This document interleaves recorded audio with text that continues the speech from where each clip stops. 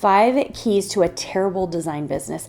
Now, this is a little different because usually we always take a positive spin on things, but here are some of the things I see happening that we should all avoid. All of us should all avoid, including me, because I know in my design business there are things that I get a little lazy on and I don't want to do. So this one is key, and hopefully you can take a lot away from it. My favorite part about this is I think everybody always thinks somebody else is doing these things. It's very hard to see that we are doing these things, even myself. So hopefully you can take this and really think about how you can change your business, because guess what? You're not in charge of someone else's design business. You're in charge of your design business.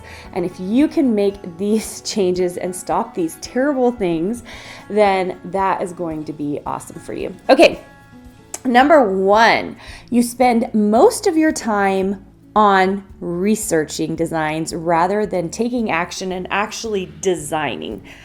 Oh my heavens. If this is you, I wish you were in the room and you could raise your hand, because I really think this is something especially new designers have trouble with, but also designers. We have a lot of designers who have ADHD. We have a lot of designers who have other things going on.